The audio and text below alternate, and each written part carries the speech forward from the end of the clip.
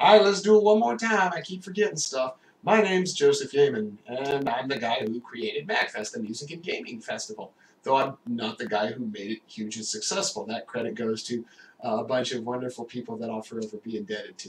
Right? Love you guys. And I changed the scenery. This is my Ease to Eternal poster. People ask me where I got this from because this is a pretty rare piece. This came in the Ease to Eternal PC box set in, what, like 99, 2000. I actually imported them originally. I sold them years ago. This was before the 1 and 2 complete collection, even on PC. This was Ease Eternal 1, giant 8x11 box with a bunch of little extras in it. And a year later, this. And when I finally sold them, I had already laminated the poster, so I kept it. And it's a nice piece, you know. Anyways, okay, so you can enjoy the eye candy. Let's go through these. So repros, right? I published an article on repros a couple of years ago that no one paid attention to, and it's a really good article because I had a great editor. He was kind of a jerk and a snob, but he was a damn good editor. You know, sometimes you appreciate people, you know, for their good points, right? The article would not have been nearly as good without his set of eyes on it. I can guarantee you that. Okay, repros, as you know. Old 16-bit titles, Super Nintendo, Genesis, Famicom, Mega Drive, whatever, 8-bit, they never made it over to America, but people get a hold of the ROMs and patch the programming into English, and then sometimes it's cool to bind them to cartridges. I'm going to show you my Mega Drive, Famicom, and Game Boy repros, because my Super Famicom, Super Nintendo repros, that's a huge stack, that's a whole thing, a beast unto itself. All right, so here we go. We're just going over it. This one I actually played years ago. I love this one, Monster Woman, and the Happy Console Gamer, of course, he knows all about this one. I know this is one of his favorites, and the whole series is great. This one's probably my favorite in the series. But a lot of these repros, Mega Drive repros, are easy because you can, if you got a good printer, you can print up the insert on your own. The problem with repros is a lot of these guys who do them, they make their own cartridge art, so there is no official version of Monster World 4 in English, you know, except you download it on XBLA and PSN, right? But, so yeah, my box and my cartridge don't match. You'll see that a lot in repros. Especially, I was buying repros early on before people were making boxes and instructions. So I have repro cards, and then some guy on the other side of the planet comes up with box and instructions for that cartridge, so they don't match. You'll see that when I get to the Super Famicom stuff, right? Langrisser 2, that's another good one. War Song, the first one came out on Sega Genesis, right? War Song. Once again, blue, European, you know, cartridge art, but the red box. And I believe, actually, let's see here. Yeah, it's hiding back there. See, I've got the blue one too if I want to swap them out. You know, a lot of these guys, they just want to ship you the cartridge, and you end up printing up the inserts on your own. But like I said, it's really easy with Mega Drive. This one's a cool one. I had never heard of this one before.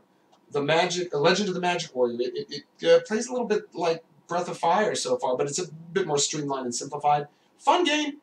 I haven't gotten very far into it, but the graphics are amazing for Sega Genesis quality.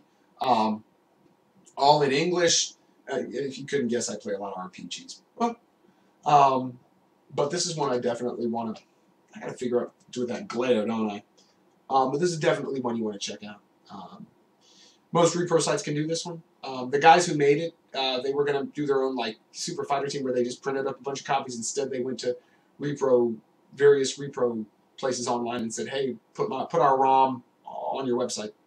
So, another thing about repros, I should say, is find a friend who knows how to make them, because some of these guys online charge ridiculous amounts. They don't cost that much to make. A repro costs probably about $20 in parts. Okay.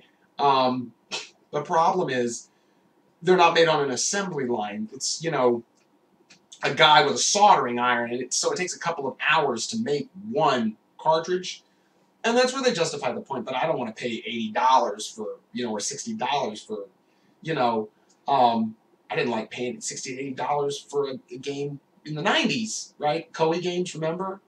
Right? So find a friend. I got a buddy in Baltimore, but he already gets more work than he can handle with these things. King Colossus, it's a lot like Lagoon on the Super Nintendo, if you've heard of that.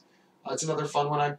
A lot of these repro guys, you know, you go to the dirt mall, you pick up a million copies of Madden, and you mail them in to this guy, and then he gives you $4 trade, $2 trade per cartridge, and then you use the trade. So a lot of these I got in trade for nothing. You know, this one on the website was probably 30 or 40 bucks. So, and I was paying $1 per cartridge. So this one probably, you know, they cost about $10 a piece. Don't pay ridiculous prices for these. Find ways around it. You know, if it seems like you're paying too much, you probably are. Okay. And this one, I can thank Johnny, the Happy Console Gamer, because he turned me on to this. WindyCityGaming.com is the only place, they're the only ones who have cracked out how to do this. All 8 ROMs on one cartridge. You press the reset button to move between each. The Phantasy Star 2 Text Adventures, which came out on the Japanese version of the Sega Channel on the Genesis on the Mega Drive, and later were compiled on a couple of Sega CD discs, Mega CD discs, which never came over here. And they're fun. I've actually played through all of these. They're a lot of fun. The 3 main, you know, Lucius, Rolf, and Rudolph, and Nie, those are the 3 ones you really want to play through. The story's good. This was a Christmas present because I was going to find a way around. Thank you to my little brother. It was a Christmas present.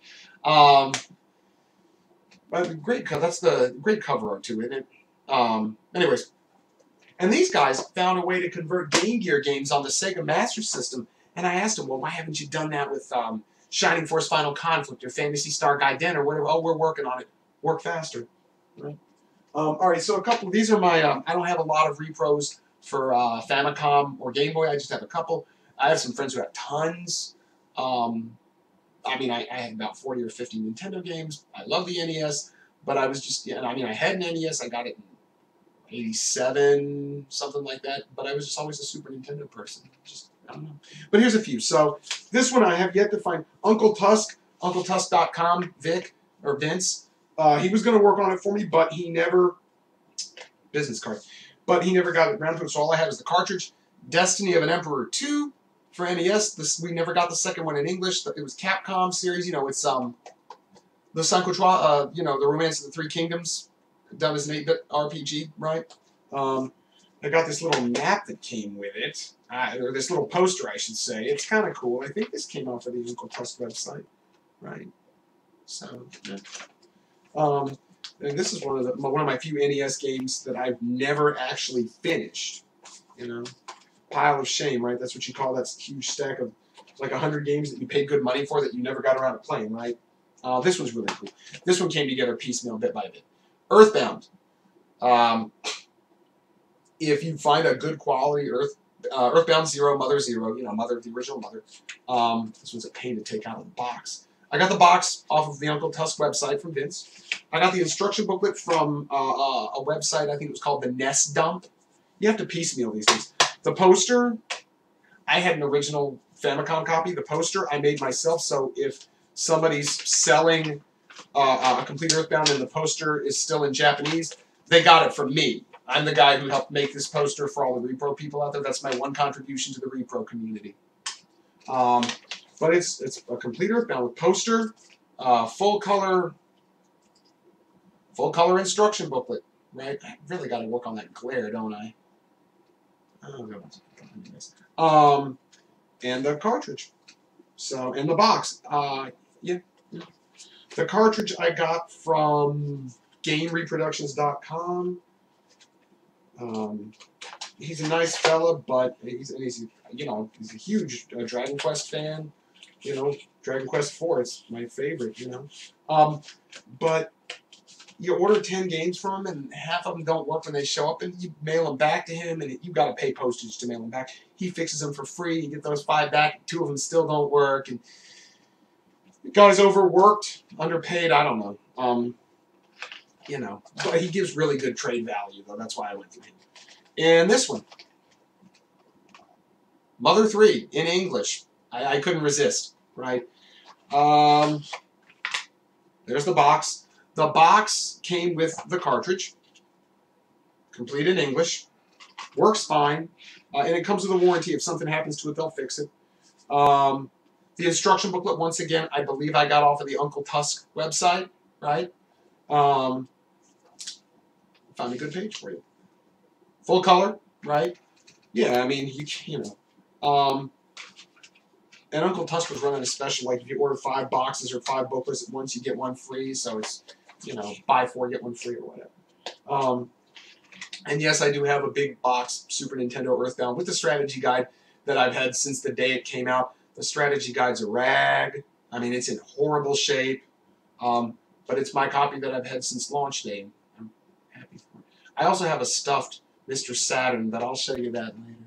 Okay, so I'm going to do another video with my Super Nintendo repros because there's a huge stack of those. I'll try and change the poster or something. All right.